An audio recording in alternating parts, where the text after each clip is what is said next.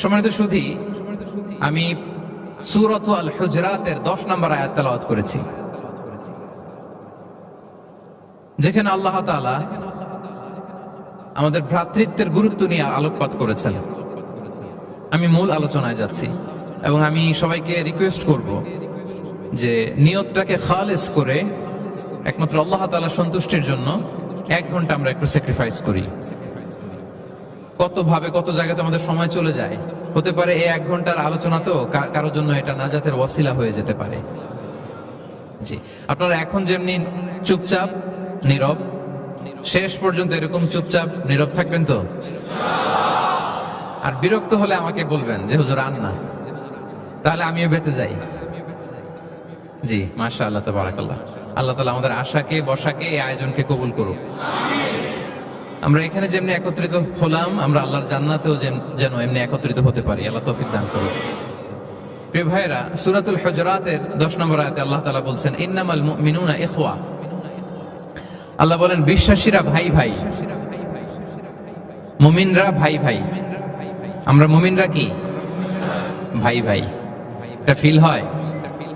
হ্যাঁ, এটা ফিল করতে হবে, শুধু মুখে বললে হবে না। আমরা কিন্তু ভাই ভাই, we are brothers, brothers in Islam. ইন্নামাল মুমিনুনা ইখওয়া, বিশ্বাসীরা ভাই ভাই। ফাআসলিহু বাইনা আখাওয়াইকুম। আর এই ভ্রাতৃত্বের মধ্যে যদি কখনো টানাপোড়েন হয়, বোঝাপড়ায় সমস্যা হয়, বিরোধ হয়, তাহলে মিলমিশ করে দিও তোমরা, সেটা আপোষে মীমাংসা করে দিও। আদেশটা কার? আওয়াজ করে বলুন না, আদেশটা কার? বিশ্বাসীরা ভাই ভাই। এই ভ্রাতৃত্বের বন্ধনে যদি কখনো বোঝাপড়ায় ঝামেলা হয়, বিরোধ হয়, বিবাদ হয়, আপোষে মীমাংসা করে দিও, মিলে যেও। আর ওয়াত্তাকুল্লাহ, আল্লাহকে ভয় করো। লাআল্লাকুম তুরহামুন, তাহলে তোমরা অনুগ্রহ প্রাপ্ত হবে। এই আয়াতটাকে ঘিরে কিছু বার্তা আজকে এই ক্যাপটাউনের এই প্রোগ্রামে আমি শেয়ার করবো ইনশাআল্লাহ। তাহলে প্রথম মেসেজ হচ্ছে আমরা ভাই ভাই, উই অল আর ব্রাদার্স। মুমিনরা ভাই ভাই, আওয়াজ করে বলুন, মুমিনরা আমরা ভাই ভাই। পৃথিবীতে ভ্রাতৃত্ব, ব্রাদারহুড, এটা অনেক ধরনের। 1 নম্বর ভ্রাতৃত্ব হচ্ছে আল উখুয়া আল ইনসানিয়া, মানবিক দিক থেকে ভাই। যারাই মানুষ তারাই ভাই, কারণ আমাদের আদি পিতার নাম, আদিমাতা Adam and Eve. We came from the very same source, same origin. একটা জায়গা থেকে আসছে। সবার বাপ যদি একজন হয়, সবার মা যদি একজন হয়, তো আমরা সবাই কি? সুবহানাল্লাহ পড়বেন না? তাহলে ভ্রাতৃত্বের একটা রূপ হচ্ছে আল উখুয়া আল ইনসানিয়া, মানবিক দিক থেকে ভাই। সেই হিসেবে হিন্দু আমার ভাই, খ্রিস্টানও আমার ভাই, বৌদ্ধ আমার ভাই, নাস্তিক আস্তিক সবাই আমার ভাই। এটা হলো ভ্রাতৃত্বের একটা ধরন। ভ্রাতৃত্বের আরেকটা ধরন হচ্ছে আল উখুয়া আন নাসাবিয়া, বংশীয় ভাই, বংশের সম্পর্ক বা রক্তের সম্পর্ক। যেমন আমার চাচাতো ভাই, খালাতো ভাই, আরো ক্লোজে গেলে আমার আপন ভাই, মায়ের পেটের ভাই, এক রক্তের ভাই, ঠিক কিনা বলেন? এটা হলো 2 নাম্বার, এটা রক্তের সম্পর্ক। একটা হচ্ছে মানবিক দিক থেকে সম্পর্ক ভাইয়ের, সবাই ভাই ভাই। আরেকটা হচ্ছে বংশীয় বা রক্তের সম্পর্ক, আমার সিবলিং, শাকিক, আমার আপন ভাই। 2টা গেল। 3 নাম্বার হচ্ছে আল উখুয়া আদ-দীনিয়া, দ্বীনি ভাই। আর আমরা এটা নিয়েই কথা বলছি, আল উখুয়া আদ-দীনিয়া। ইন্নামাল মুমিনুনা ইখওয়াতুন, মুফাসসিরিন ইকরাম বলেছেন ইয়ানি ইখওয়াতুন ফিদ-দীন। মুমিনরা ভাই ভাই হচ্ছে 3 নাম্বার সেন্সে, আমরা দ্বীনি ভাই। আমি আপনাদের কাউকে দেখি নাই, আমাকে হয়তো সোশ্যাল মিডিয়ায় দেখেছেন, কিন্তু সরাসরি হয়তো দেখেন নাই। কিন্তু এই যে আমাদের ভ্রাতৃত্ব, এটা দ্বীনি ভ্রাতৃত্ব, দ্বীনি ভাই। আমরা কি ভাই? এবং ইন্টারেস্টিংলি এই দ্বীনি ভাই বা দ্বীনি ভ্রাতৃত্ব আগের 2টার চেয়ে মজবুত। কখনো কখনো এটা রক্তের সম্পর্ককেও ছাড়িয়ে যায়। সুবহানাল্লাহ পড়েন। বদরের যুদ্ধে এই পাশে কুরাইশরা মানে মুশরিকরা, এই পাশে মুমিনরা।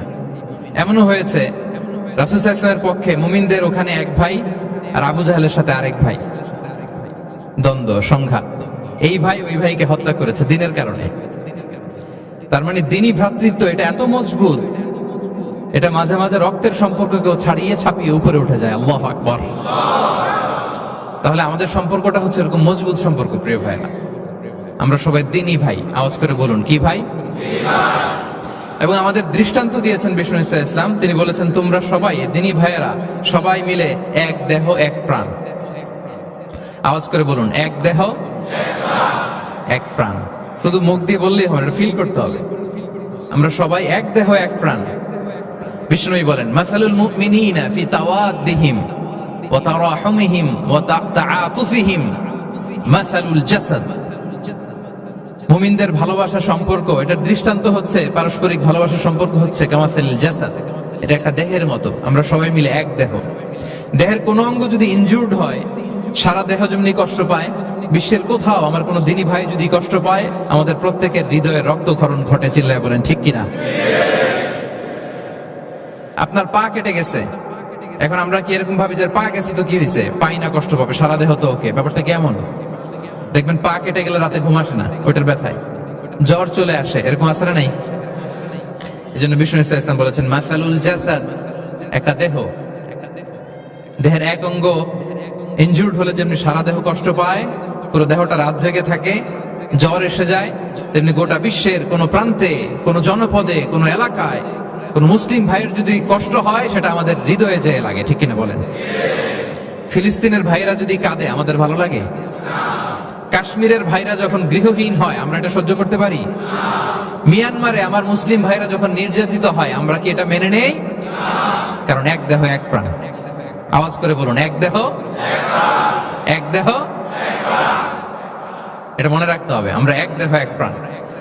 এবং বিষ্ণু ইসলাম বলেছেন যে আমাদের সম্পর্কটা হচ্ছে রোহামা উবাইনাহুম। এই যে এত বলার পরে এরপরও ভিডিও করে মোবাইল দিয়ে, ভলান্টিয়াররা স্টপ করে দিবেন। এবং বিষ্ণু ইসলাম এটাকে এত গুরুত্ব দিয়েছেন, আমরা যে কোরআনের দিকে তাকাই, আল্লাহ তাআলা বলেছেন আমাদের সম্পর্কটা হচ্ছে রোহামা উবাইনাহুম। রোহামা, একে অপরের প্রতি আমরা সফট হার্টেড, রহম দিল, একে অপরের প্রতি সফট হার্টেড। কোরআনের অন্য জায়গায় এসেছে বুনিয়ানুম মারসুস, সীসা ঢালা প্রাচীরের মতো আমাদের সম্পর্ক। সুবহানাল্লাহ পড়বেন না? কখনো কখনো হাদিসে এসেছে, এক ভাই হচ্ছে আরেক ভাইয়ের মিরআতুল মুমিন। এক মুমিনের জন্য আরেক মুমিন হচ্ছে আয়না। আয়নার সামনে দাঁড়ালে দেখা যায় যে আমার এখানে একটা দাগ, তারপর আয়নার সামনে দাঁড়ালে আমাকে ঠিক করে নেওয়া যায়, গুছিয়ে নেওয়া যায়। কারণ আমার সমস্যা, আমার ভুল, আমার খুঁত, আমার স্পট, এটা আয়না বলে দেয়। মুমিনরাও এরকম, এক ভাই আরেক ভাইকে সংশোধন করে দেয়। সুবহানাল্লাহ পড়ে। এবং কোরআন কখনো কখনো আমাদেরকে বলেছে যে ওয়াইফিরুনা আলা আনফুসিহিম ওয়ালাউ কানা বিহিম খাসাসা। ভ্রাতৃত্বের সম্পর্কটা এমন হবে যে নিজের প্রয়োজনের চেয়েও মুমিন ভাই তার অন্য ভাইয়ের প্রয়োজনকে গুরুত্ব দিবে। পড়েন সুবহানাল্লাহ। আমার প্রয়োজন, তারপর আমি না নিয়ে আমার ভাইকে দিব। এরকম নিদর্শন আমাদের মধ্যে আছে না নাই? আপনারা ইয়ারমুকের যুদ্ধের নাম শুনেছেন। হিজরি 15 সালের কথা। বিষ্ণু ইসলাম এর ইন্তেকালের 4-5 বছর পরের ঘটনা। ওমর ফারুক রাদিয়াল্লাহু তাআলা আনহু, উনি হচ্ছেন তখন আমাদের খলিফা, the second caliph of Islam, আমিরুল মুমিনিন, খলিফাতুল মুসলিমিন।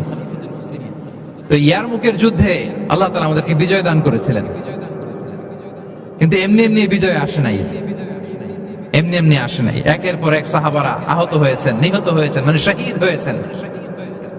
এবং যুদ্ধের এক পর্যায়ে এমন হয়েছে, খাবারের অভাবে, পানির অভাবে সাহাবারা ছটফট করছিলেন।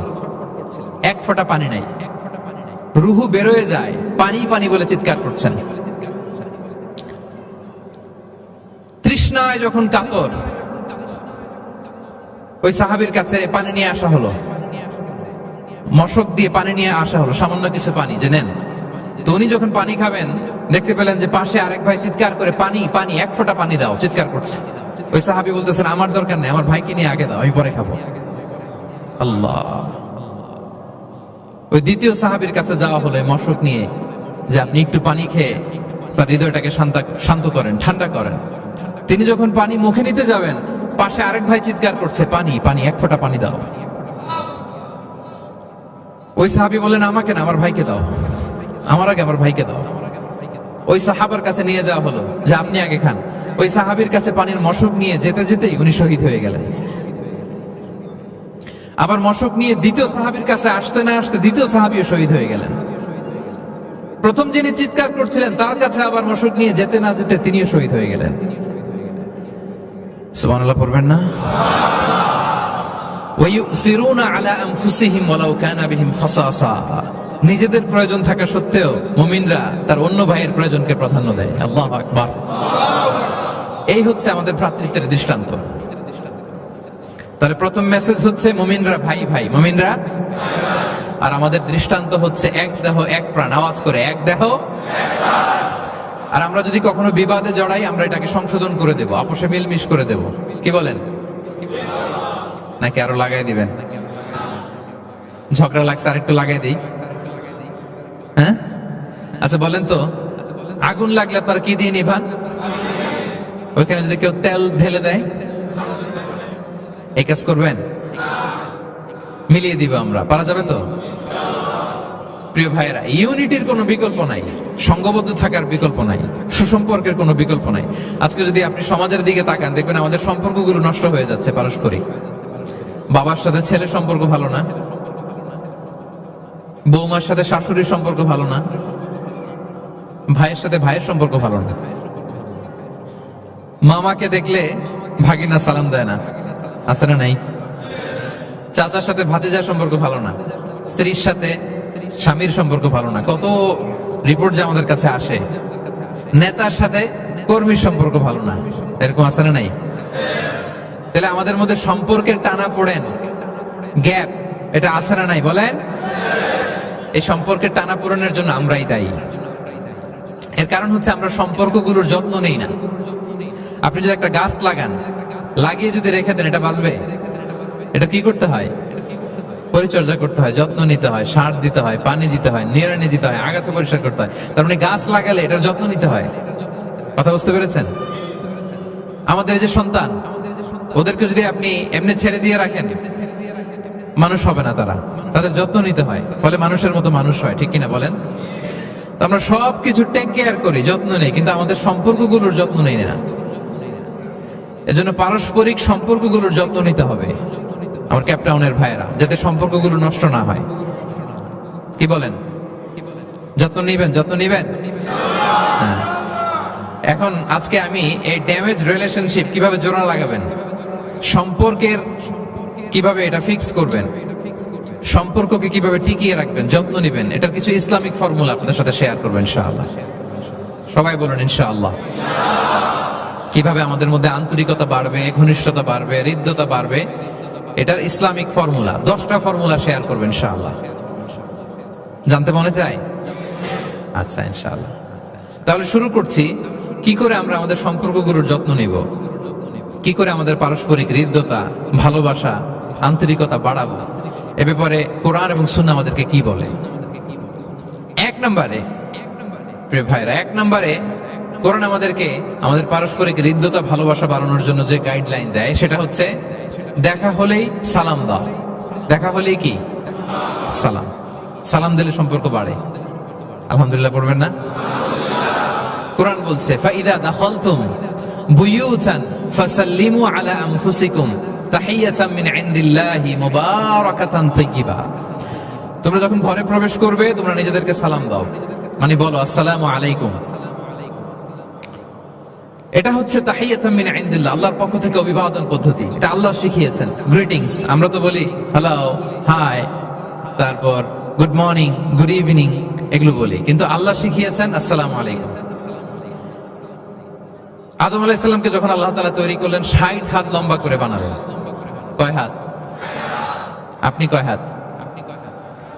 আপনিও 60 হাত। আমাদের হাতে রাফলি 3.5 হাত। কিন্তু আদম আলাইহিস সালাম তিনি লম্বায় কত ছিলেন? তো আদম আলাইহিস সালাম যখন সৃষ্টি হলেন তখন আল্লাহ তাআলা আদম আলাইহিস সালামকে বললেন, আদম তুমি সালাম দাও। কি দাও? ফেরেশতারা বসা ছিল, সাল্লিম আলা উলাইকান নাফার, সালাম দাও। এই যে মোবাইল দিয়ে ভিডিও করে। আল্লাহ তাআলা আদম আলাইহিস সালামকে বললেন সালাম দাও। আওয়াজ করে বলুন, কি দাও? আদম তুমি বলো আসসালামু আলাইকুম। আদম আলাইহিস সালাম বললেন আসসালামু আলাইকুম। আল্লাহ বললেন এটা তোমার এবং তোমার পরবর্তী পৃথিবীতে যারা আসবে তোমাদের অভিবাদন পদ্ধতি, গ্রিটিং, স্যালুটেশনস দেয়ার সিস্টেম। কেন বললেন? কারণ শয়তান অহংকারের কারণে বিতাড়িত হয়েছে। আল্লাহ চান যে আদম আলাইহিস সালাম যেন বিতাড়িত না হন। বিষ্ণু বলেন আল বাদিউ বিস সালামি বারিউম মিনাল কিবর, যে আগে আগে সালাম দেয় তার হৃদয় থেকে অহংকার টেনে ছেড়ে ফেলে দেয় কে?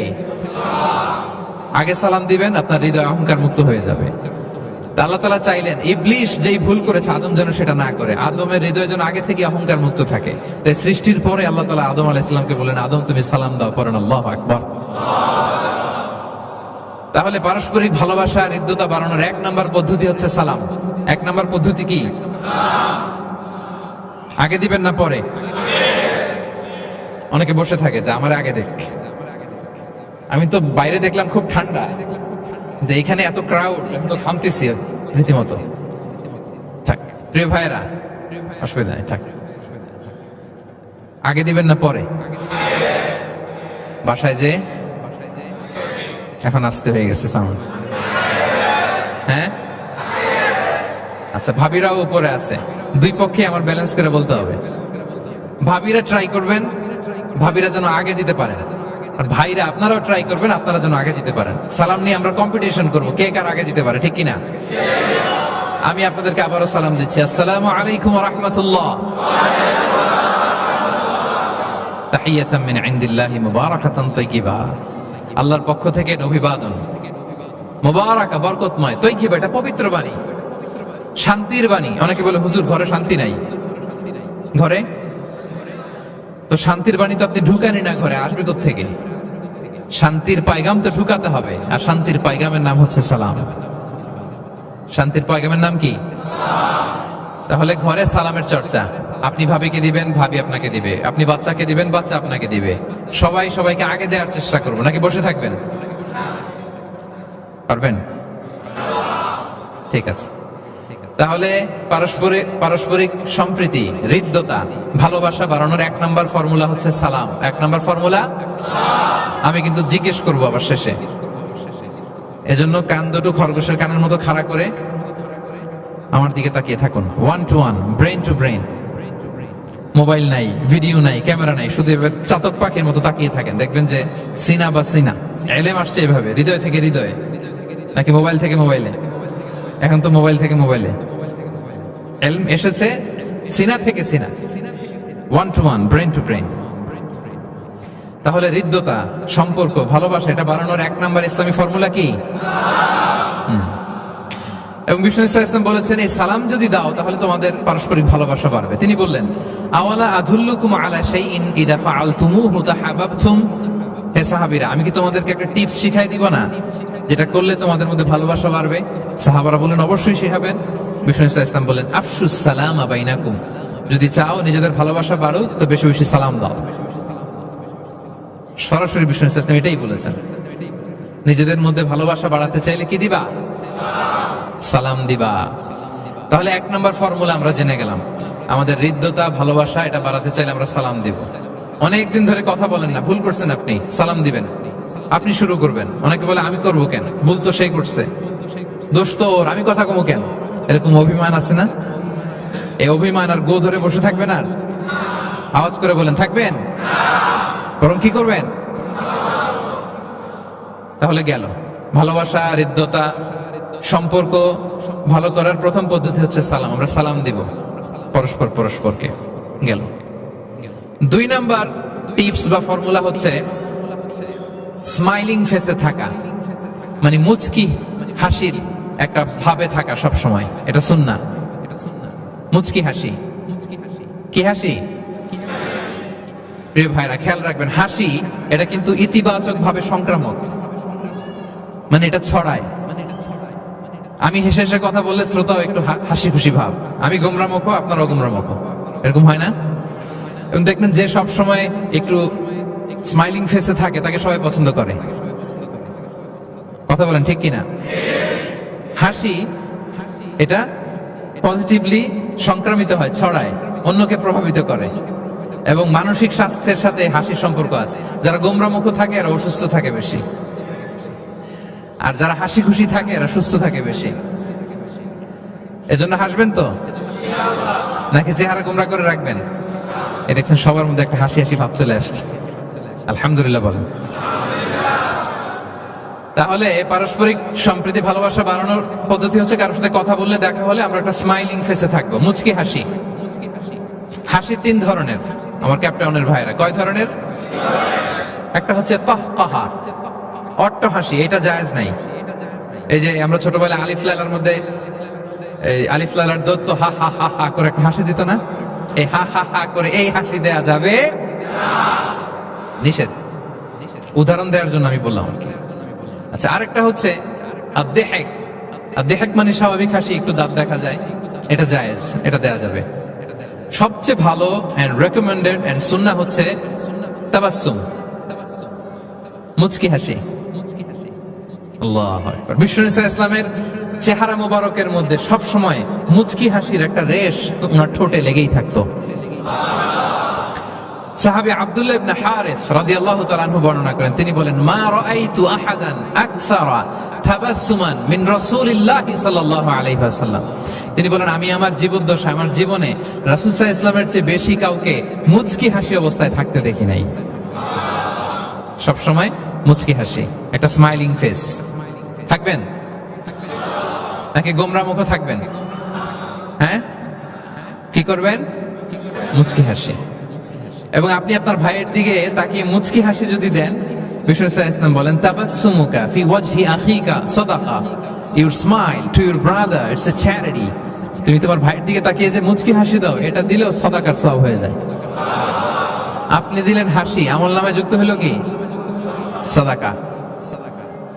এবং বিষ্ণু ইসলাম বলেছেন, তুমি কোন কাজকে লা তাহকিরান্না মিনাল মা'রুফি শাইআ, কোন কাজকে ছোট করে দেখবে না, কোন নেক আমলকে। যদিও তুমি তোমার ভাইয়ের চেহারার দিকে মুচকি হাসি দিয়ে তাকাও, এটাও সাদকা দেওয়ার সওয়াব। তাহলে আমরা কারোর সাথে যখন কথা বলবো, দেখা হবে, আমরা একটা স্মাইলিং ফেসে থাকবো, গোমরা মুখে থাকবো না। কি বলেন, পারা যাবে? সব সময় স্মাইলিং ফেস, মুচকি হাসি। বিষ্ণু ইসলাম মুচকি হাসতেন। মুচকি যারা হাসি তাদেরকে সবাই পছন্দ করে। মুখটা যদি গোমরা করে কেউ রাখে, দেখতে ভাল লাগে, কথা বলতে ভাল লাগে। দেখবেন অনেক বড়দেরকে বাচ্চারা ভয় পায়, কাছে যায় না। কেন বলেন তো? গম্ভীর থাকে। আবার অনেক মানুষের কাছে তাকে দেখলেই বাচ্চারা দৌড়ে কোলে কোলে উঠতে যায়, আছে না নাই? Smiling face. এই যে আমাদের শেখ মঈনুদ্দিন আজকে আমার সাথে একটা সফরে ছিল, দেখি যেই বাচ্চাকেই দেখে বলে, come on come on, give me hug, give me hug. তো এই মানুষকে বাচ্চারা ভালো না বেসে পারবে? সুবহানাল্লাহ, এরকম হইতে হবে। বিষ্ণু ইসলামকে বাচ্চারা দেখলে খুব খুশি হতো, কোলে বসতে চাইতো। এক বাচ্চা তো কোলে বসে পেশাবি করে দিছে। সুবহানাল্লাহ পড়বেন না? বিষ্ণু ইসলাম নাতনিদেরকে কোলে নিয়ে নফল নামাজ পড়তেন। উমামা বিনতে যায়েদ, উমামা বিনতে যায়নাব, বিষ্ণু ইসলামের কন্যা যায়নাবের মেয়ে, মানে বিষ্ণু ইসলামের নাতনি উমামাকে নিয়ে বিষ্ণু ইসলাম একবার নফল নামাজ করেছেন। কান্না করে, কান্না থামাই না, নানা ভাইয়ের কোলে থাকবে, তো উনি কোলে রেখেই আল্লাহু আকবার। রুকু দেওয়ার সময় পাশে রেখে রুকু, সেজদা, ওঠার সময় আবার কাঁদতেছে, তা আবার কোলে নিয়ে আবার কেরাত।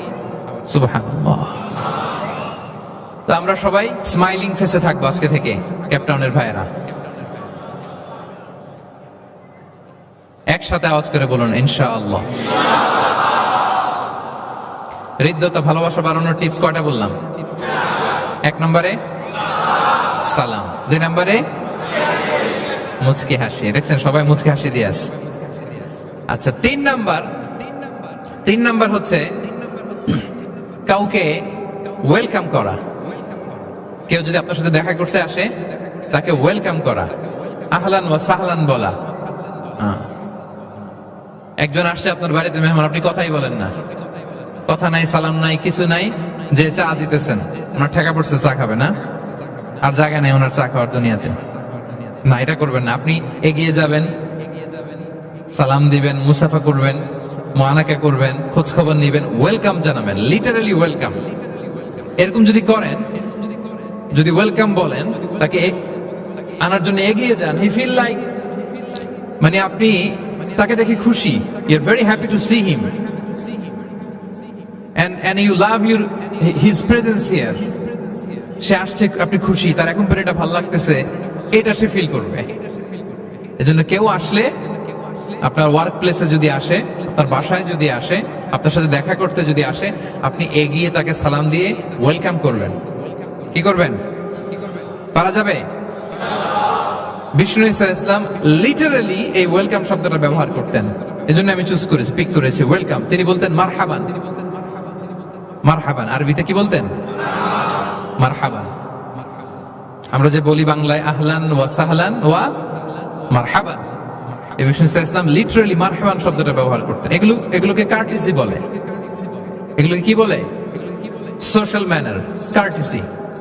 দেখেন বিষ্ণু ইসলাম আমাদেরকে কিভাবে কার্টিসি শেখায়, কিভাবে সোশ্যাল ম্যানার শেখায় আমাদেরকে।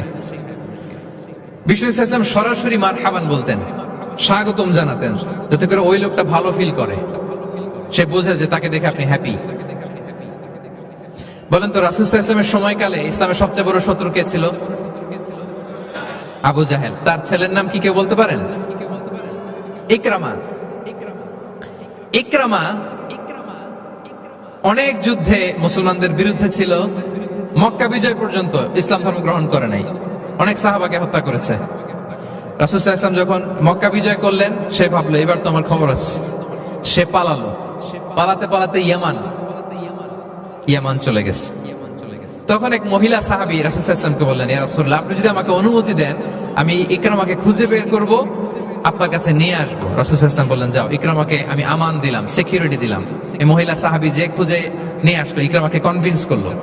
ইকরামা লজ্জিত হয়ে বিষ্ণু সাল্লাল্লাহু আলাইহি ওয়াসাল্লামের কাছে আসলো। কত বড় শত্রু! বিষ্ণু সাল্লাল্লাহু আলাইহি ওয়াসাল্লামের অনেক আত্মীয়কে হত্যা করেছে, সাহাবাদেরকে শহীদ করে দিয়েছে, আবু জাহেলের সন্তান।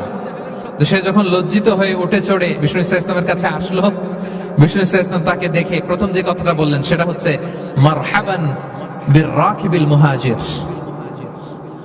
মারহাবান বির-রাকিবিল মুহাজির মানে welcome to the riding migrant.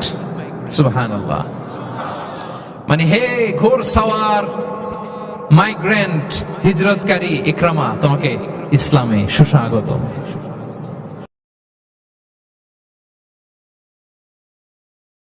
তাহলে বলেন তো, সে আশ্বস্ত হয়েছে না?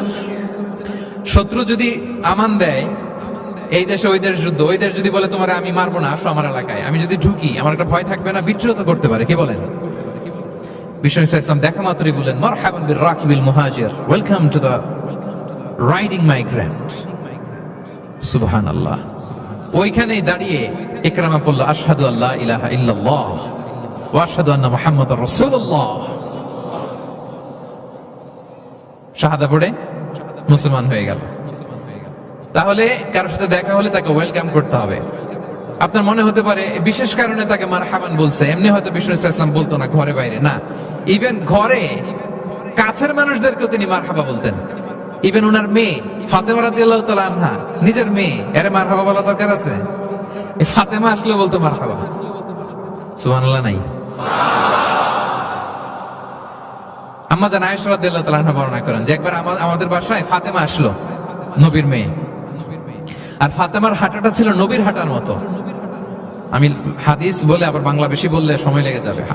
ফাতেমার হাঁটা ছিল নবীর হাঁটার মতো। ফাতেমা যখন আসলো, ফাতেমাকে দেখে বিষ্ণু ইসলাম বললেন মারহাবান বিবনাতি, মারহাবান বিবনাতি, ওয়েলকাম টু মাই ডটার। হে আমার কন্যা ফাতেমা, তোমাকে ওয়েলকাম। আপনি আপনার মেয়েকে দেখে বলছেন কখনো? আপনার ছেলেকে বলেন, আপনার ওয়াইফকে বলেন মারহাবান, ওয়েলকাম, স্বাগতম? এমন হয় না যে আপনি রয়ে গেছেন কেপটাউনে, ভাবি বেড়াতে গেছে দেশে 2 মাসের জন্য, এরপর ভাবি আসলো, আপনি এয়ারপোর্টে ফুল নিয়ে দাঁড়িয়ে রইলেন, দেখা মাত্র কি বলবেন? Welcome to Cape Town. কি পারবেন না? ভাবিরা কিন্তু উপরতলায় বড্ড খুশি হয়ে যাচ্ছে, বলবেন। আবার ভাবিরাও অনেকদিন পরে আপনার হাজবেন্ডকে যখন পাবেন, আসবে, বলবেন ওয়েলকাম, তোমাকে সুস্বাগতম। পারা যাবে? রাসূল সাল্লাল্লাহু আলাইহি ওয়াসাল্লামের চাচাতো বোন নাম উম্মে হানি, আবু তালেবের কন্যা। বিদায় মক্কা বিজয়ের সময় রাসূল সাল্লাল্লাহু আলাইহি ওয়াসাল্লাম মক্কায় গোসল করতেছিলেন এক বাসায়। ফাতেমা রাদিয়াল্লাহু তাআলা আনহা একটা পর্দা টেনে দিলেন, উনি পানি ঢালতেছেন, গোসল করেন। হঠাৎ কে যেন ঘরে ঢুকলো। বিষ্ণু সাল্লাল্লাহু আলাইহি ওয়াসাল্লাম বললেন কে? ওনার কাজিন চাচাতো বোন উম্মে হানি বলেন, আমি উম্মে হানি। বিষ্ণু ইসলাম পর্দার এপাশ থেকে গোসল করতেছে, উনি বলতেছেন মারহাবান বি উম্মে হানি, welcome welcome Umm Hani to my house. আল্লাহু আকবার। এবং ফরেন যত ডেলিগেশন আসতো, বিদেশি প্রতিনিধি, তাদের প্রত্যেককে বিষ্ণু ইসলাম বলতেন মারহাবান বিল কওম ও মারহাবান বিল ওয়াফদি গায়রা খাযায়া ওয়ালা নাদামা। যত ডেলিগেশন আসতো এদের বলতেন welcome, welcome to Madina city, আসেন, ওয়েলকাম। তাহলে প্রিয় ভাইরা, আমাদের পারস্পরিক সম্পর্ক, হৃদ্যতা, ভালোবাসা বাড়ানোর 3 নম্বর ফর্মুলা হচ্ছে, কেউ আমার বাসায় আসলে, কেউ আমার অফিসে আসলে, কেউ আমার সাথে দেখা করতে আসলে, আমি তাকে ওয়েলকাম করবো। কি করবো? মনে থাকবে তো? কয়টা গেল? 1 নম্বর কি ছিল?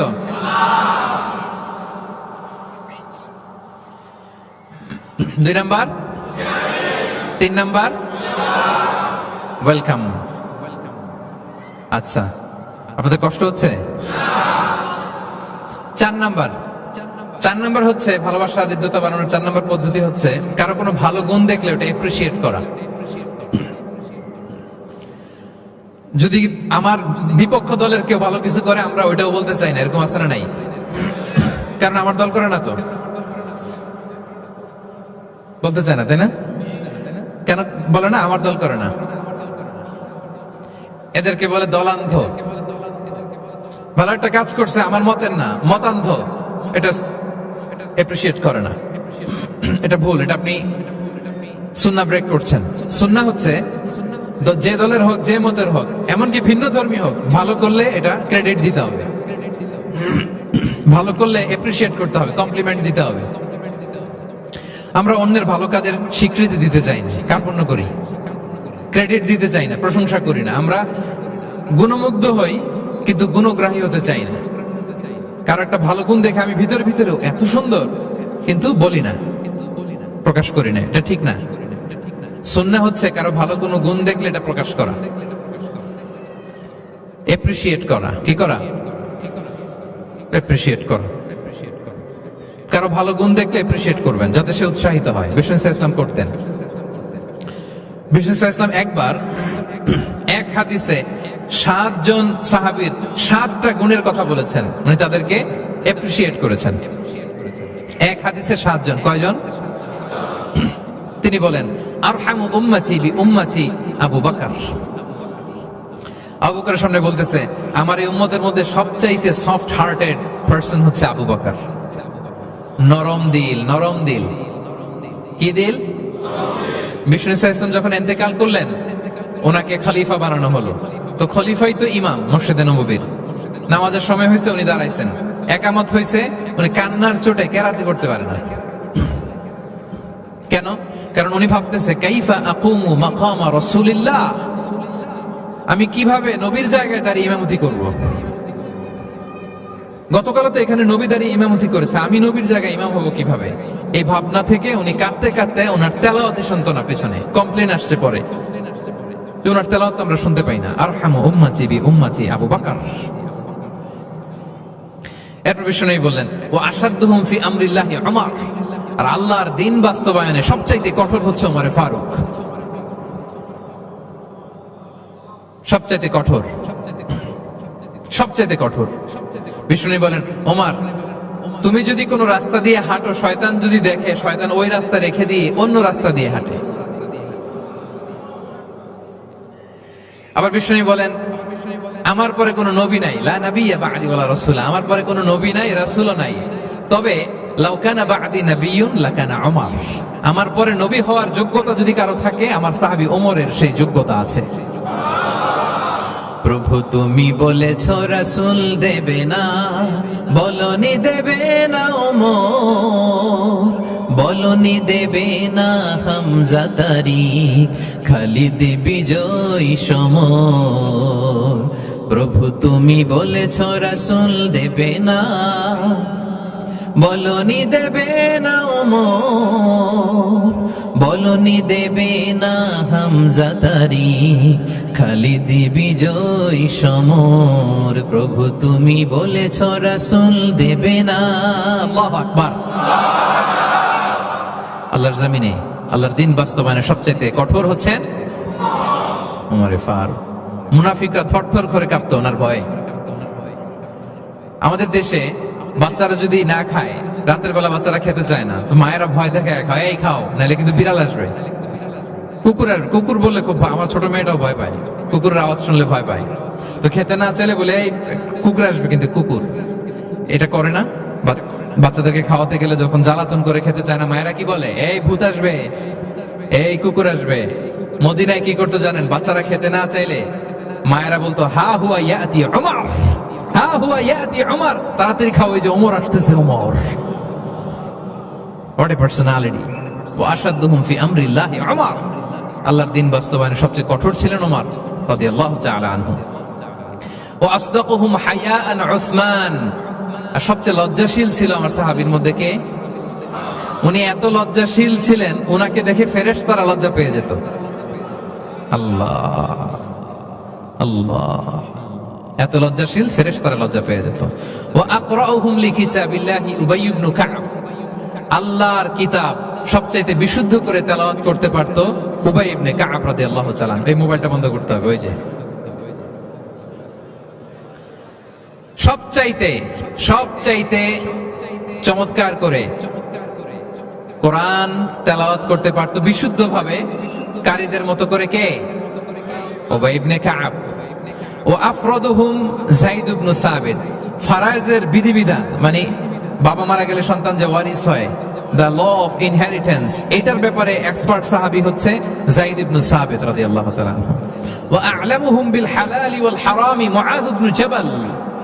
আর আমার সাহাবাদের মধ্যে হালাল হারামের স্পেশালিস্ট হচ্ছে মুআয ইবনে জাবাল। ওয়া ইন্না লিকুল্লি উম্মাতিন আমিন ওয়া আমিনু হাযিহিল উম্মতি আবু উবাইদা ইবনুল জাররাহ। সব উম্মতের মধ্যে একজন বিশ্বস্ত গার্ডিয়ান থাকে, আমার উম্মতের মধ্যে বিশ্বস্ত গার্ডিয়ান সাহাবীর নাম হচ্ছে আবু উবাইদা ইবনে জাররাহ। সুবহানাল্লাহ পড়ে। আচ্ছা, ওই সাহাবীদের সামনে দাঁড়িয়ে বিশ্বনবী যখন এই অ্যাপ্রিসিয়েশন দিচ্ছে, বলেন তো সাহাবীদের কেমন লাগতেছে? কেমন লাগতেছে? আল্লাহ, অ্যাপ্রিসিয়েশন দিচ্ছে তো এলাকার মেয়র, তাই না? এমপি, প্রেসিডেন্ট, খোদ বিশ্বনবী, খোদ। দেখেন, উনি চাইলে না বললেও পারতেন, তাদেরকে ইন্সপায়ার করার জন্য তাশজিআন তাদের প্রশংসা করেছেন, অ্যাপ্রিসিয়েশন। দেখতেছে যে আবু বকর খুব নরম দিল, তিনি বললেন। দেখতেছেন যে ইসলাম প্রচারে ওমর খুব শক্ত মজবুত, তাকে অ্যাপ্রিসিয়েট করলেন, ক্রেডিটটা তাকে দিলেন। তাহলে বিশ্বনবী ক্রেডিট দিতে কখনো কার্পণ্যতা করতেন? গুণগ্রাহী ছিলেন। কিন্তু আমরা ভালো কিছু দেখলে এটা যে ভালো এতটুকু বলতে চাই না। এরকম করবেন আর না, এরকম করবেন না। সাহাবীদের মধ্যে সবচেয়ে সুরেলা গলার সাহাবী ছিলেন আবু মুসা আল-আশআরী রাদিয়াল্লাহু তাআলা আনহু। একদিন তিনি আবু মুসাকে বলেন, আবু মুসা, তুমি যে রাতে তেলাওয়াত করো আমি কিন্তু শুনি। ইয়া রাসূলুল্লাহ, আপনি কি করে শুনেন? আমার বাড়ি কই, আপনি থাকেন কই? বলছে, গত রাতে তুমি সূরা কাহফ তেলাওয়াত করছো না? বলছে, জি করছি তো। আপনি কিভাবে শুনলেন? বলতেছে, তোমার ঘরের পাশ দিয়ে যাচ্ছিলাম, এত সুন্দর করে তুমি তেলাওয়াত করতেছো আবু মুসা। লাকাদ উতিতা মিজমারান মিন মাযামিরি আলি দাউদ। আল্লাহ তাআলা দাউদ আলাইহিস সালামের গলায় যে সুরের ঝংকার দিয়েছেন, আমার সাহাবীদের মধ্যে আল্লাহ তোমার গলায় ওই সুরের ঝংকার ঢুকাই দিয়েছে। বলেন, বিশ্বনবীর কাছ থেকে যখন উনি এটা শুনছেন, ওনার কেমন লাগছিল? হ্যাঁ, how does he feel that time? ওনার ফিলিংসটা কেমন লাগছে? হ্যাঁ, আমাদেরকে তো একজন বড় কেউ প্রশংসা করলে আমরা কত খুশি হয়ে যাই। বিশ্বনবী স্বয়ং প্রশংসা করেছেন, সুবহানাল্লাহ। দেখেন প্রিয় ভাইরা, বিষ্ণু ইসলাম শুধু মুমিনদেরকে, মুসলিমদেরকে যদি এটা করতেন তাহলে একটা কথা ছিল, পানি পানি থাক, 1 ঘন্টার জন্য একটু কষ্ট করতে হবে। আমি পানি না খেয়ে কথা বলতেছি না, একটু কষ্ট করেন। এই পানি, এই চানাচুর, বিস্কিট দেওয়া শুরু করলে আলোচনার ফ্লো নষ্ট হয়ে যায়। পানিটা থাক, একটু পরে আমরা পানি খাবো ইনশাআল্লাহ। আমার দিকে তাকান, আমার দিকে তাকান। ওই যে আরেকজন দায়িত্ব পালন করতেছে মোবাইল নিয়ে, আমার দিকে তাকান। আমরা তো আমার দলের বাইরে কেউ ভালো কিছু করলে বলি না। বিষ্ণু ইসলাম ইহুদির প্রশংসা করেছেন। আপনি আছেন কই মিয়া? ইহুদি। উহুদের যুদ্ধে বিষ্ণু ইসলামের সাথে মদিনার যে ইহুদিরা, তাদের কন্ট্রাক্ট ছিল মদিনা কেউ অ্যাটাক করলে সবাই মিলে মদিনাকে রক্ষা করবে। কিন্তু কুরাইশরা আক্রমণ করলো, এখন আর কেউ বেরোয় না। বনু কাইনুকা, বনু নদীর, বনু কুরাইজা কেউ আর যায় না, কেউ যায় না। বিশ্বনবী কি করবেন? নিজেই বেরোলেন সাহাবাদেরকে নিয়ে। মাঝ পথে আবার মুনাফিকরা ফিরে গেল, কোনো ইহুদি যায় নাই, কথা রাখে নাই, একজন ইহুদি ছাড়া। তার নাম মুখাইরিক। তার নাম কি? মুখাইরিক। অন্য ইহুদিদেরকে বলতেছে, ইহুদিরা তোমরা না মুহাম্মাদের সাথে চুক্তি করেছো, মদিনায় অ্যাটাক হলে সবাই মদিনাকে সেভ করবা, তোমরা যাও আর না যাও, আমি যাব, আমি আমার কথা রাখবো, আমার কথার দাম আছে। এবং সে বলল, আমি যদি এই যুদ্ধে নিহত হই, আমার সম্পদের মালিক হয়ে যাবে মুহাম্মদ, আমার কোনো ছেলে মেয়ে পাবে না। মুখাইরিক বীর দর্পে ঘোড়া হাঁকিয়ে উহুদের ময়দানে যুদ্ধে গেল মুহাম্মদ সাল্লাল্লাহু আলাইহি ওয়াসাল্লামের পক্ষে, কুরাইশদের বিপক্ষে। বীর দর্পে যুদ্ধ করতে করতে সে নিহত হলো।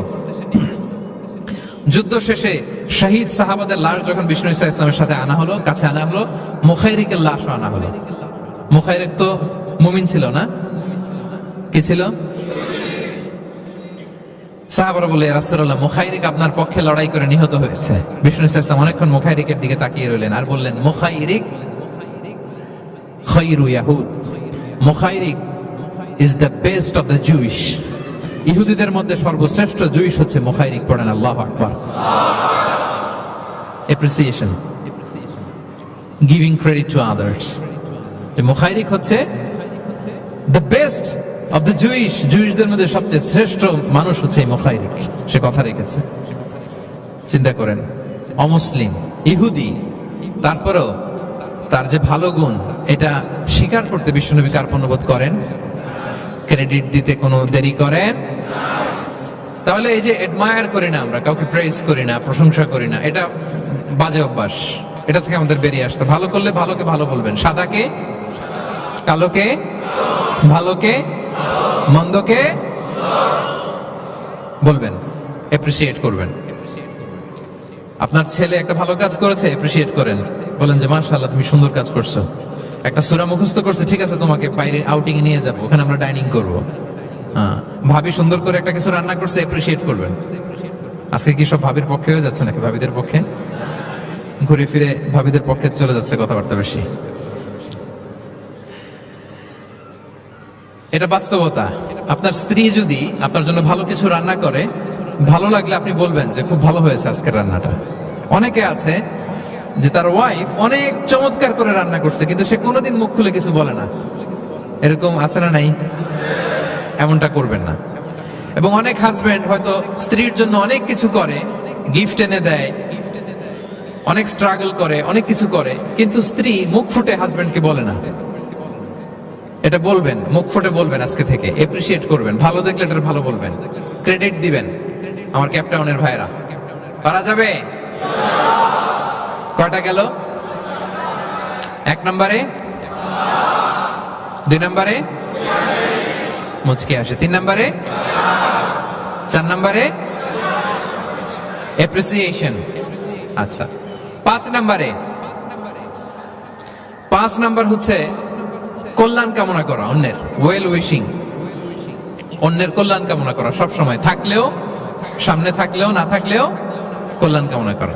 অনেকে সামনে সামনে অনেক ভালো, ভাই আপনি যে কত ভালো মানুষ, আপনারে ছাড়া আমার চলেই না, আপনি মানে অনেক ভালো, এই এলাকায় আপনার মতো ভালো মানুষ আর নাই। মানে সামনে আপনি অনেক ভালো, আপনি দাতা, আপনি সমাজ সেবক, আপনি শ্রেষ্ঠ মানুষ, কিন্তু দূরে চলে গেলে আর নাই, তার বদনাম, তার ব্যাপারে অন্যদের কান ভারী করে, আরে উনি তো এমন একটা লোক, বুঝছেন কি আর বলবো, বইলে আল্লাহ নাই, পারি না ভাই, ওনার সাথে আর পারা যায় না। এরকম আছে না নাই?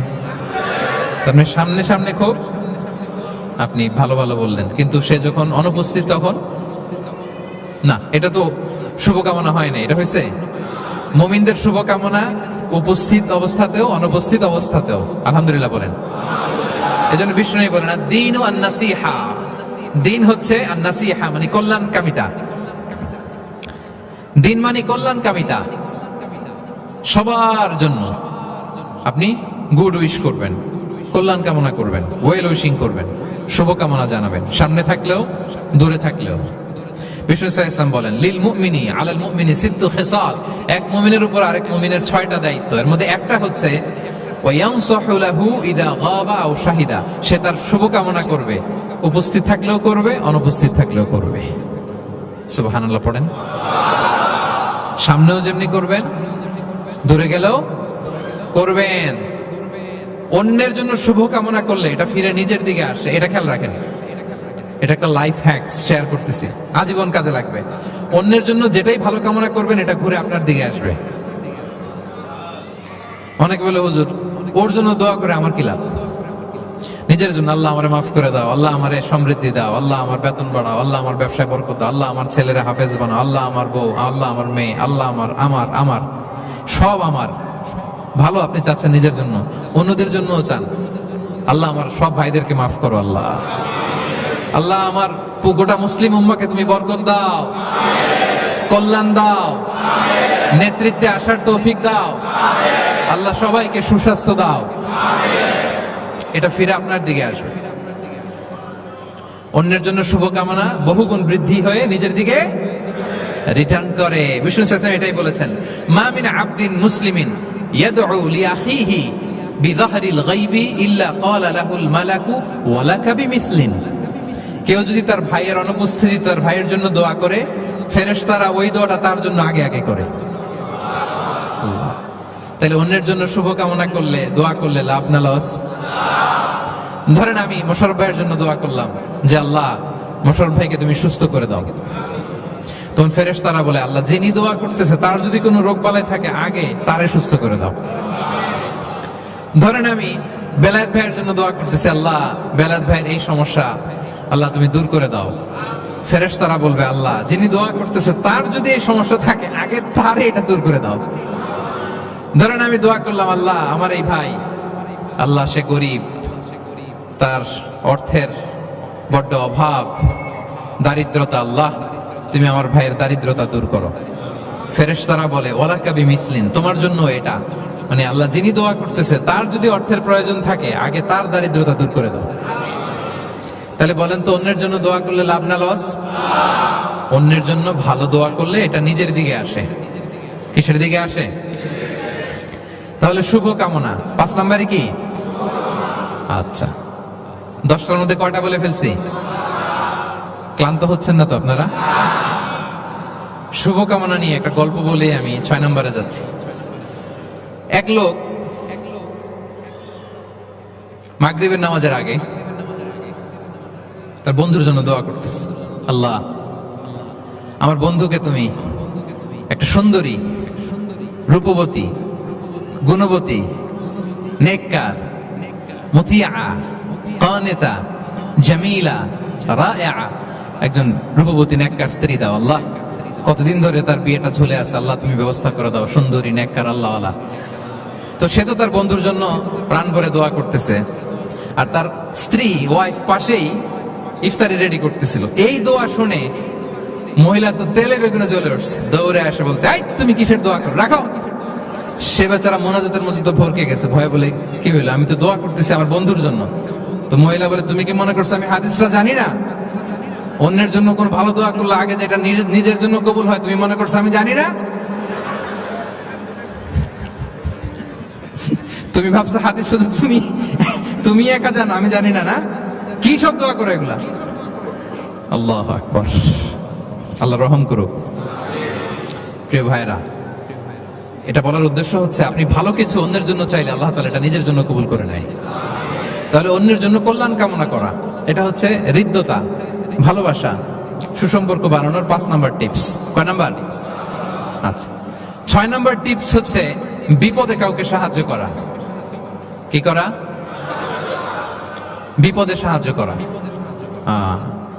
বিপদে যে সাহায্য করে সেই আসল বন্ধু, ঠিক কি না? কাউকে যদি বিপদের সময় আপনি সাহায্য করেন সে আজীবন মনে রাখবে আপনাকে। সে যদি কৃতজ্ঞ মানুষ হয়, ভালো মানুষ হয়, আজীবন আপনাকে মনে রাখবে, কখনো ভুলবে না। এবং বিষ্ণু ইসলাম বলেন ওয়াল্লাহু ফি আউনিল আবদি মা দামাল আবদু ফি আউনি আখি। আল্লাহ তাআলা ততক্ষণ পর্যন্ত বান্দার সাহায্যে থাকে যতক্ষণ বান্দা তার ভাইয়ের সাহায্যে থাকে। তাহলে আপনি যদি আল্লাহর সাহায্য চান আপনার কি করতে হবে বলেন তো? আপনার ভাইকে সাহায্য করতে হবে। আল্লাহু ফি আউনিল আবদি মা দামাল আবদু ফি আউনি আখি। খেয়াল করেন কথাটার ওজন কত বেশি। আল্লাহ ততক্ষণ বান্দার সাহায্যে থাকে যতক্ষণ বান্দা তার ভাইয়ের সাহায্যে থাকে। আমি আমার ভাইকে সাহায্য করলে আল্লাহর পক্ষ থেকে সাহায্য নাজিল হবে। আল্লাহ বলে, এই বনি আদম দাও দাও, তুমি দিলে আমি তোমারে দেব। আনফিক উনফিক আলাই, এই বনি আদম দাও আমি তোমারে দেব। সুবহানাল্লাহ। আমরা অন্যরে দিতে চাই না, কিন্তু ওনার কাছ থেকে চাই। তাহলে আল্লাহর সাহায্য পাওয়ার প্রথম শর্ত হচ্ছে মানুষকে সাহায্য করা। কি বলেন? তাহলে 6 নাম্বার, পারস্পরিক সম্পর্ক যে আমরা যত্ন নিব বলছি, এই যত্ন নেওয়ার 6 নাম্বার টিপস হচ্ছে, ভালোবাসা বাড়ানোর 6 নাম্বার টিপস হচ্ছে টু হেল্প ইন ডেঞ্জার, বিপদে সাহায্য করা। কি করা? নট নেসেসারিলি যে সবসময় টাকা দিয়ে সাহায্য করতে হবে, টাকা ছাড়া সাহায্য করা যায় না। সে জানে না কি করতে হবে, বললেন, পরামর্শ দিলেন, টাকা লাগলে কখনো টাকা দিলেন। নতুন আসছে কেপটা, অনেক কিছু জানে না, ব্যবসা বাণিজ্য কোথায় কি, একটু বুদ্ধি পরামর্শ দিলেন, এটাও কিন্তু সাহায্য। যার যেভাবে সাহায্যের প্রয়োজন, যদি আপনি আপনার ভাইয়ের সাহায্যে থাকেন, আসমান থেকে আল্লাহর সাহায্য পাবেন। বিষ্ণু ইসলাম নবী হওয়ার আগে ওনার 5টা স্পেশাল কোয়ালিটি ছিল। কয়টা? এর মধ্যে 2টা এই পয়েন্টের সাথে যায়। সেটা হচ্ছে, আর এটা বলছে ওনার খোদ স্ত্রী, প্রথম স্ত্রী, বিষ্ণুর প্রথম স্ত্রীর নাম খাদিজাতুল কুবরা তাহেরা রাদিয়াল্লাহু তাআলা আনহা। কারো ব্যাপারে যদি সঠিক তথ্য জানতে চান, তার ওয়াইফকে নক করবেন, মানে তার স্ত্রীর কাছ থেকে রিপোর্ট নেবেন, আসলটা পেয়ে যাবেন। কয়েকটা জায়গায় নক করলে পাওয়া যায়। বড় সাহেবের তথ্য যদি জানতে চান, বড় সাহেবের দারোয়ানকে জিজ্ঞেস করেন, বড় সাহেবের ড্রাইভারকে জিজ্ঞেস করেন, বড় সাহেবের ঘরের কাজের বুয়াকে জিজ্ঞেস করেন, আর বড় সাহেবের বিবিকে জিজ্ঞেস করেন। এই 4 জনকে জিজ্ঞেস করলেই বড় সাহেবের গোমর আসল তথ্য এদের কাছ থেকে পাওয়া যাবে। বিষ্ণু ইসলামের স্ত্রী আম্মা জান খাদিজা বলেন, বিষ্ণু ইসলামের 5টা গুণ ছিল নবী হওয়ার আগেই। এর মধ্যে একটা হচ্ছে ওয়া তাহমিলুল কাল্লা, তিনি মানুষের বোঝা বইয়ে দিতেন। সুবহানাল্লাহ পড়বেন না? একজন লাকড়ি নিয়ে যাচ্ছে, ভারী, পিঠ কুঁজো হয়ে যাচ্ছে ব্যথায়, বিশ্বনবী নিজের কাঁধে নিয়ে ওটা বহন করে দিতেন। ওয়া তাকসিবুল মা'দুমা, অন্যের জন্য উপার্জন করতেন, নিজে ছাগল চড়ায় ওই টাকাগুলো যারা খেতে পায় না তাদের হাতে তুলে দিতেন। মা বা'আসাল্লাহু নাবিয়্যান ইল্লা রা'আল গানাম, পৃথিবীতে এমন কোন নবী নাই যে নবীরা ছাগল চড়ায় নাই। সাহাবারা বললেন, ওয়া আনতা ইয়া রাসূলুল্লাহ, হে নবী আপনিও? বিষ্ণু বলেন, কুনতু আরআহা লিকারারিত লিআহলি মক্কা, আমি অল্প কিছু কিরাত, মানে অল্প কিছু পয়সার বিনিময়ে মক্কার লোকদের ছাগল চড়াই দিতাম। He started his first career as a shepherd, রাখাল হিসেবে ক্যারিয়ার শুরু করছিলেন, ইনকামের রাস্তা। আর আমরা কাজ ভাগাভাগি, এটা ছোট কাজ, এটা করব না, ওটা করব না। বিষ্ণু ইসলাম ছাগল চড়াতেন মরুভূমিতে, এবং এই উপার্জিত টাকাটা সুবিধা বঞ্চিত মানুষের হাতে তুলে দিতেন। চিন্তা করেন কি মানসিকতা ছিল বিষ্ণুনবী। তাহলে আপনি যদি কারোর সাথে হৃদ্যতা বাড়াতে চান, বিপদে এগিয়ে আসবেন, সাহায্য করবেন। তাহলে 6 নাম্বার হচ্ছে টু হেল্প ইন ডেঞ্জার, কেউ বিপদে পড়লে তার to extend hour helping hand to others, আমরা সাহায্যের হাত বাড়িয়ে দিব। পারা যাবে তো ইনশাআল্লাহ? কয়টা গেল? 7 নাম্বার হচ্ছে ভিজিটিং সিক, অসুস্থ ব্যক্তিকে ভিজিট করা। এটা অনেক বড় সওয়াবের কাজ, এবং এতে আপনার হৃদ্যতা বাড়বে, ওই লোক আপনাকে মনে রাখবে। বিষ্ণু ইসলাম উনি সকালবেলা রেগুলারলি 2টা কাজ করতেন। এক হচ্ছে মদিনার বাজার ভিজিট করতে যেতেন রাফলি 10টা সাড়ে 10টার দিকে, আর ওই টাইমে উনি মদিনায় যদি কেউ অসুস্থ থাকতো তার বাসায় ভিজিট করতে যেতেন। আপনারা অসুস্থকে দেখতে জানতো না? যাবেন। বিষ্ণু ইসলাম কোন অসুস্থের কাছে গেলে তার মাথায় হাত দিয়ে দোয়া পড়তেন। তিনি পড়তেন, আল্লাহ আযহিবিন নাস, আল্লাহুম্মা রাব্বান নাস আযহিবিল বাস, ইশফি আনতা শাফি, লা শিফা ইল্লা শিফাউক, শিফাআন লা ইগাদিরু সাকমা। রোগীর মাথায় হাত দিয়ে তিনি বলতেন, হে মানুষের রব, তার রোগ, তার কষ্ট দূর করেন, তাকে শিফা নসিব করেন, এমন শিফা দেন যে শিফার পরে আর সে রোগাক্রান্ত হবে না। বিষ্ণু ইসলামের এক খাদেম ছিল মদিনায়, ছোট্ট বালক, কিন্তু ধর্মে ইহুদি, ধর্মে নন মুসলিমদের সাথে how should be our relationship to the people of different faith, এটা নিয়ে আমার লম্বা লেকচার আছে, শুনবেন। লম্বা, আমি একাডেমিক ওয়েতে আলোচনা করেছি, আমার ইউটিউব চ্যানেলে গেলে পাবেন। মদিনাতে এক ছোট্ট ইহুদি বালক বিষ্ণু ইসলামের খেদমত করত। এটা সেটা এগিয়ে দিত। বিষ্ণু ইসলাম কোনো কাজ থাকলে তাকে অ্যাসাইন করতেন, অ্যাপয়েন্ট করতেন, দিতেন। কিন্তু অনেকদিন হয় ছেলেটা আসে না। বিষ্ণু খুঁজলেন ওই ইহুদি বালকটা কোথায়। সাহাবারা বলল, ইয়া রাসূলুল্লাহ, সে তো অসুস্থ। সে কি? সে তো অসুস্থ। সেই বুখারীর বর্ণনা শুনেই বিষ্ণু ইসলাম তার বাড়িতে গেলেন। কার বাড়িতে? ইহুদির বাড়ি। আমরা মনে করছি শুধু মুসলিম অসুস্থ হইলেই বোধহয় দেখতে যাইতে হবে, এরকম আমরা ধারণা করে নিছি। না, অসুস্থ হলে সেবা শুশ্রূষা করা, দেখতে যাওয়া, এটা মুসলিম অমুসলিমের সাথে সম্পর্ক না। যে কোনো ধর্মের, যে কোনো বর্ণের, যে কোনো চিন্তা, অসুস্থ হইলেই আপনার নেইবার এদিকে খ্রিস্টান যাবেন, এদিকে জুইশ যাবেন। ভিজিটিং সিক ফর অল, সবার জন্য এটা। বিষ্ণু ইসলাম গেলেন, যে তার পাশে, মাথার পাশে বসলেন। বসে তিনি বললেন, ইয়া গোলাম আসলিম, হে বালক, তুমি ইসলাম ধর্ম গ্রহণ করো। এতদিন খেদমত করছে, বলে নাই। অনেকদিন খেদমত করছে, একদিনও বলে নাই। একদিনও, আজকে বলতেছে। দেখেন, বিষ্ণু ইসলাম প্রপার টাইমিং এর অপেক্ষা করতেন সবকিছুর। আমরা অনেক সময় টাইমিং বুঝি না, কখন কি বলতে হয়, কখন কি করতে হয়, কতটুকু বলতে হয়, কোথায় যে থামতে হয়, এই কমন সেন্সটা অনেকের নাই। হ্যাঁ, আমি তো হিন্দুদেরকে পাইলে ইসলামের কথা বলিই না, আমি যে তুমি শাহাদা পড়ো, এটা কখনো বলি না। আমি ইসলামের বিউটি শুধু তুলে ধরি, যে এটা এমন, এটা এমন, কিন্তু তুমি শাহাদা পড়ো এটা বলি নাই। কত লোক যে আমার কাছে আসছে শাহাদা পড়ার জন্য, হিসাব নেই, হিসাব নেই। এখন তো পাবলিকলি করি না কিছু ইস্যুর কারণে, কারণ প্রপার টাইমিং লাগবে। এতদিন খেদমত করলো বিশ্বনবী, একদিনও তাকে শাহাদা পড়তে বলে নাই, আজকে বলতেছে। Proper timing. যখন বিষ্ণু বললেন, ইয়া গোলাম আসলিম, ইসলাম ধর্ম গ্রহণ করো, ছোট্ট বাচ্চা ফানাযারা ইলা ওয়াজহি আবি, তার বাবার দিকে তাকালো, মানে বুঝাতে চাইলো যে বাবা আমি কি করব। তখন বাবা বলল, আতিয়া আবুল কাসিম। বিষ্ণুনবীর উপাধি ছিল আবুল কাসেম, বড় ছেলের নাম কাসেম, তো ছোটবেলায় মারা গেছে। বাবা বলল, আবুল কাসেম যা বলে তাই শোনো। কারণ এতদিনে ছেলের কাছ থেকে রিপোর্ট নিয়ে বুঝে গেছে তো এটা কে। এটা যে রাহমাতাল লিল আলামিন, এটা যে বিশ্ব নবী, এটা যে দ্য লাস্ট মেসেঞ্জার, এটা বাবা মিলাই ফেলছে। বাবা বলে, আতিয়া আবুল কাসেম, আবুল কাসেমের অনুসরণ করো। বিষ্ণু বললেন, পড়ো আশহাদু আল্লা ইলাহা ইল্লাল্লাহ ওয়া আশহাদু আন্না মুহাম্মাদান আবদুহু ওয়া রাসূলুহু। ছোট্ট বাচ্চারা পড়তে আরম্ভ করলো, আশহাদু আল্লা ইলাহা ইল্লাল্লাহ ওয়া আশহাদু আন্না মুহাম্মাদান আবদুহু ওয়া রাসূলুহু। মৃত্যুর আগে সে শাহাদা পড়ে ফেলল। বিষ্ণু বললেন, আলহামদুলিল্লাহ, আলহামদুলিল্লাহিল্লাযী আনকাযাহু মিনান নার। প্রশংসা সে আল্লাহর, যে একটু আগে জাহান্নামী হওয়ার কথা ছিল যার, তাকে মুহূর্তের মধ্যে জান্নাতি বানিয়ে দিলেন। ভিজিটিং সিক্স, অসুস্থকে দেখতে যাওয়া। শুধু মুসলমান হলে দেখতে যাবেন নাকি? যে কোনো ধর্মের, যে কোনো ধর্মের দেখতে যাবেন, হৃদ্যতা বাড়বে। একদিন বিষ্ণু সাহাবাদেরকে বললেন, আজকে রোজা রেখেছো কে? নফল রোজা? আবু বকর রাদিয়াল্লাহু তাআলা আনহু হাত তুলে বললেন, আমি। বিষ্ণু আবার জিজ্ঞেস করলেন, আজকে কোন মিসকিনকে খাবার খাইয়েছো কে? আবু বকর রাদিয়াল্লাহু বললেন, আমি। বিষ্ণু আবার বললেন, আজকে কোন জানাজায় শরীক হয়েছে এমন কেউ আছে? আবু বকর বললেন, আমি। বিষ্ণু বললেন, আজকে কোন অসুস্থকে ভিজিট করে আসছো, এরকম কি কেউ আছে? আবু বকর বললেন, আমি। বিষ্ণু বললেন, মাজতামা'না ফি ইমরিইন ইল্লা দাখালাল জান্নাহ। এতগুলো গুণ যদি একটা ব্যক্তির মধ্যে থাকে, ওই ব্যক্তি তো জান্নাতি না হয়ে পারে না।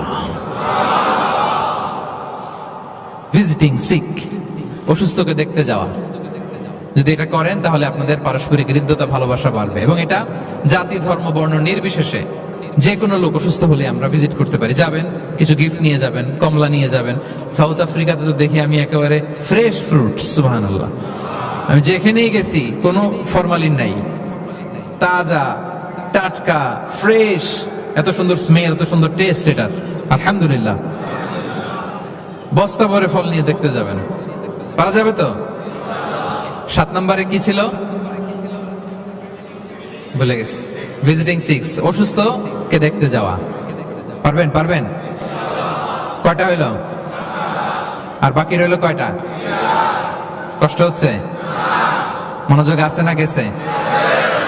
তাকবীর পড়ুন, আল্লাহু আকবার। আল্লাহু আকবার।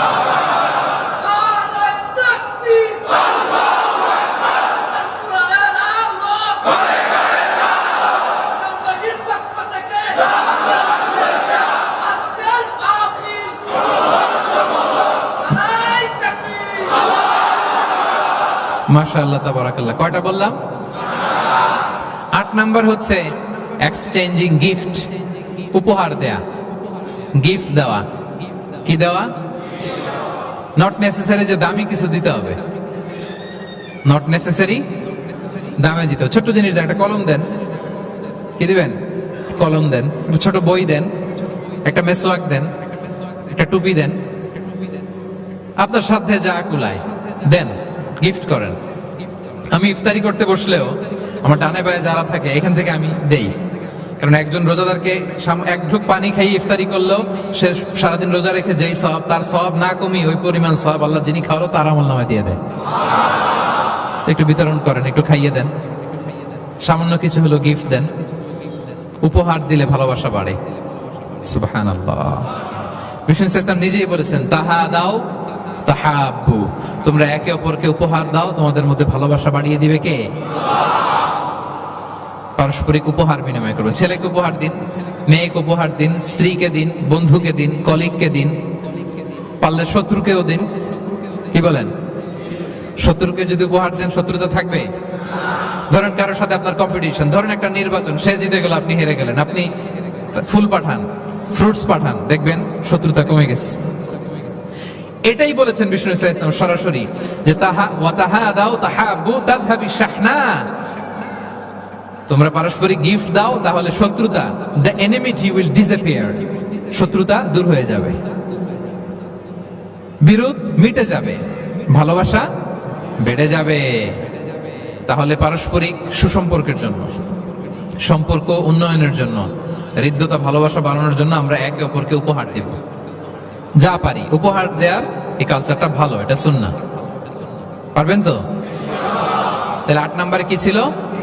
Gift, exchanging gift. আচ্ছা, 9 নাম্বার হচ্ছে হসপিটালিটি, আপ্যায়ন করানো, মানে মানুষকে খাওয়ানো। মানুষকে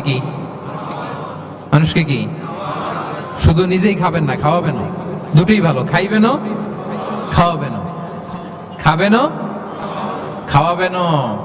খাওয়ালে হৃদ্যতা বাড়ে, কাউকে আপ্যায়ন করালে, এন্টারটেইন করালে, হসপিটালিটি করলে হৃদ্যতা বাড়ে। আরবরা কি বলে জানেন? আরবরা বলে কারো এখানে ঢুকার আগে এখানে ঢুকো, মানে হৃদয়ে ঢুকার আগে পেটে ঢুকো আগে,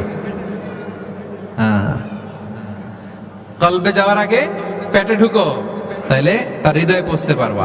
বাংলাতে একটা কথা আছে, বাসনে ভাত না থাকলে ভাষণে পেট ভরে না। ঠিক কিনা বলেন? বাসনে ভাত না থাকলে ভাষণে পেট ভরে না, পেটে খেলে পিঠে সয়। এজন্য আপ্যায়ন করানো, খাওয়ানো, এটা এমন একটা টেকনিক, আপনি কাউকে আপ্যায়ন করালে মুহূর্তেই তার মনটা, হৃদয়টা আপনার দিকে ঝুঁকে যাবে। সুবহানাল্লাহ পড়েন।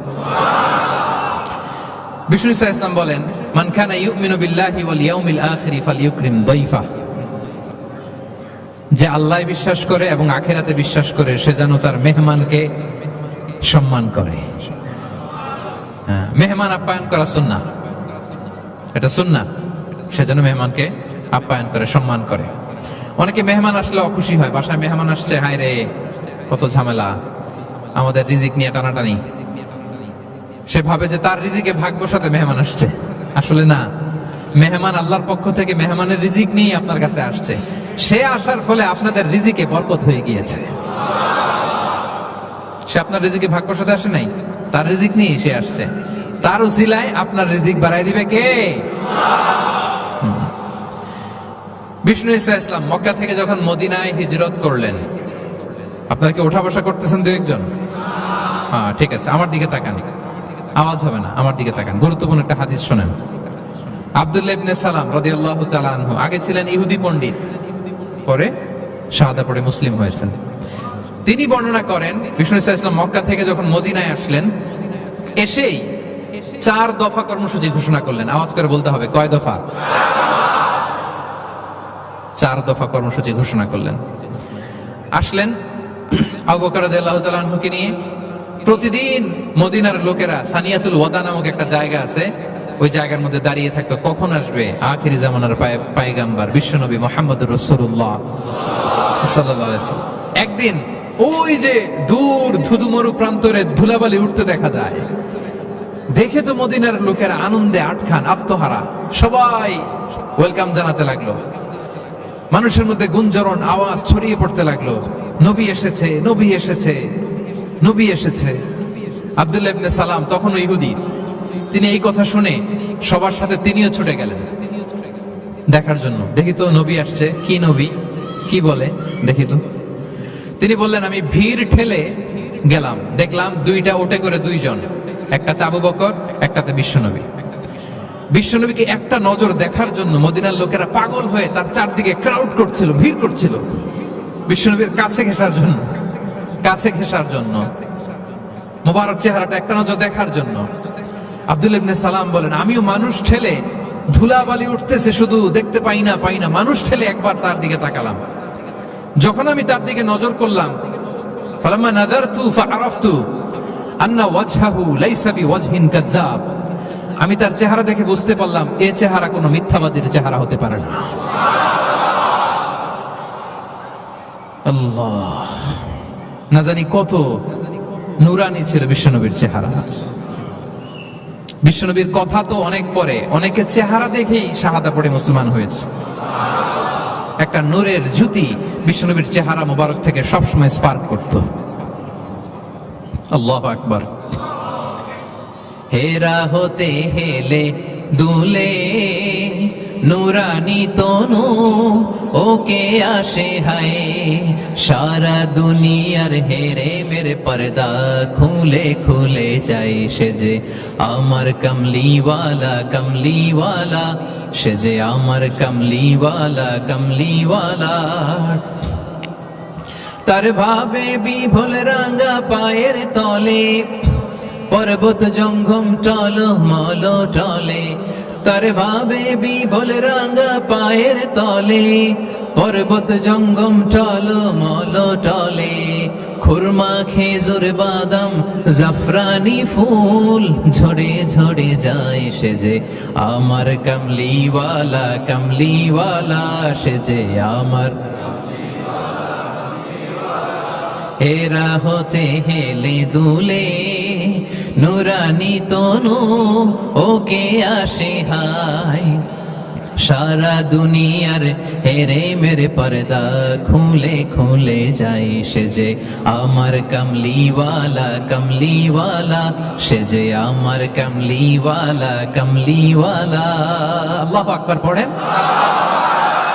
ফালাম্মা নাযারতু ইলা ওয়াজহিহি আরাফতু আন্না ওয়াজহাহু লাইসা বিওয়াজহিন কাযাব। আব্দুল্লাহ ইবনে সালাম বলেন, মানুষের ভিড় ঠেলে আমি যখন বিশ্বনবীর চেহারাটা দেখলাম, আমার মন বলে দিল এই চেহারা কোনো মিথ্যাবাদীর চেহারা হতে পারে না। বিশ্বনবী মানুষের ভিড় দেখে ছোট্ট একটা ভাষণ দিলেন। তিনি বললেন, আইয়ুহান নাস, ওহে মানব সকল। 4 দফা কর্মসূচির ঘোষণা। তিনি বললেন, আইয়ুহান নাস আফশুস সালাম, বেশি বেশি সালাম দাও। ওয়া আতঈমুত তাআম, বেশি বেশি মানুষকে খাবার খাওয়াও। ওয়া সিলুল আরহাম, আত্মীয়তার বন্ধনকে অটুট রাখো। ওয়া সাল্লু বিল লাইলি ওয়ান নাসু নিয়াম, মানুষ যখন ঘুমিয়ে থাকে রাত জেগে সালাত পড়ো। তাদখুলুল জান্নাতা বিসালাম, তাহলে সহজে শান্তিতে আল্লাহর জান্নাতে ঢুকে যাবে। তাহলে মদিনায় যেই বিশ্বনবী যে 4 দফা কর্মসূচির ঘোষণা দিলেন, এর মধ্যে খাওয়ানোর কথা আছে না নাই? আতঈমুত তাআম, খাবার খাওয়াও। একটা দেশে যখন খাদ্য সংকট হয়, ওই দেশের আর কোনো স্টেবিলিটি থাকে না, এটা একটা অকার্যকর রাষ্ট্রে পরিণত হয়, ঠিক কিনা বলেন? বিশ্বনবী মদিনায় যেই খাদ্যের সংকট দূর করে দিলেন। ধনীদেরকে বলেন খাওয়াও, মানুষকে খাবার খাওয়াও। হসপিটালিটি, আপ্যায়ন করা, এন্টারটেইন করা, এটা যদি করেন তাহলে নিজেদের মধ্যে হৃদ্যতা বাড়বে, ভালোবাসা বাড়বে। আলহামদুলিল্লাহ, পৃথিবীর সব নবীরা মেহমানকে রেসপেক্ট করতেন, আপ্যায়ন করাতেন। বিষ্ণু ঈসা ইসলাম মক্কা এমন কোন লোক ছিল না বিশ্বনবীর হাতের রান্না খায় নাই। নবী হওয়ার আগ থেকেই, নবী হওয়ার পরে তো মেহমানদের আরো বাড়াই দিচ্ছেন। টার্গেট করে করে, দাওয়াতি টার্গেট করে করে বিশ্বনবী 2-4 জনকে খাওয়াতেন। আল্লাহু আকবার। ইব্রাহিম আলাইহিস সালাম মেহমান ছাড়া কখনো খাবারই খেতেন না। ওনার দ্বিতীয় ছেলে যখন দুনিয়ায় আসবে, ইসহাক আলাইহিস সালাম, তার সুসংবাদ নিয়ে যখন ফেরেশতারা আসছিল, উনি একটা আস্ত গরুর বাছুর ভুনা করে ফেরেশতাদের সামনে হাজির করেছিলেন। আনজা আবি আইজিলিন হানিফ, কোরআনে এসেছে কাবাব করা ভুনা গরুর বাচ্চা। আল্লাহু আকবার। কারণ তিনি তখন বুঝতে পারেন না যেটা ফেরেশতা, মানুষের সূরাতে এসেছিল তো, দিলেন, প্রেজেন্ট করলেন একটা আস্ত গরুর বাছুর কাবাব করা। আল্লাহু আকবার। তাহলে সম্পর্ক বিল্ড আপ করার 9 নাম্বার পদ্ধতি কি ছিল? হ্যাঁ, মেহমানদারি, আপ্যায়ন, হসপিটালিটি। মনে থাকবে? ইনশাআল্লাহ নাই এবার, ডবল ইনশাআল্লাহ। মাশাআল্লাহ। আমার কেপটাউনের ভাইরা তো আলহামদুলিল্লাহ, আল্লাহ তাআলা অনেক সমৃদ্ধি দিয়েছে, আরো দেখ। কৃপণতা করবেন না, কৃপণদের আল্লাহ পছন্দ করে না, কৃপণদের আল্লাহ পছন্দ করে না। হাত উজাড় করে দিবেন, উপর থেকে উজাড় করে আপনাকে দিবে কে? হসপিটালিটি, মেহমানদারি করা, হৃদ্যতা বাড়ে। কয়টা গেল? বাকি রইল কয়টা? 10 নম্বর হচ্ছে রিকনসিলিয়েশন, সেটেলমেন্ট, মিলিয়ে দেয়া, যেটা দিয়ে আয়াত শুরু করেছি। দুইজন ঝগড়া লাগছে, দূর থেকে লাগাই দিব আমরা, নাকি? অনেকে কিন্তু দূর থেকে মজা নেয়, ওই যে এটা লাগছে দুইটা আরো লাগুক, আরেকটু হাতাহাতি, ঘুষাঘুষি, কিলাকিলি, মারামারি, মামলা হামলা, আছে না নাই? দূর থেকে অনেকে কি নেয়? মজা নেয়। এটা মুনাফিকের আলামত, এটা করবেন না। বরং আপনি মিলিয়ে দেওয়ার চেষ্টা করবেন। কয়েকটা জায়গায় মিথ্যা বলাও যায় আছে, এর মধ্যে একটা হচ্ছে মিলায়া দেয়া। একদিন বলেন, ভাই উনি তো আপনার ব্যাপারে খুব চমৎকার একটা কথা বললো। আমার ব্যাপারে? এই লোক কি বলছে, কি বলেন তো, কি বললো? তখন আপনি বলেন, আরে এই তো উনি তো বলতেছে আপনি নাকি এরকম খুব ভালো, এই সেই। সে তো খুশিতে পাকপাকো। বা আমি তো এতদিন এটা খারাপ মনে করছিলাম, এত ঝগড়াঝাটি।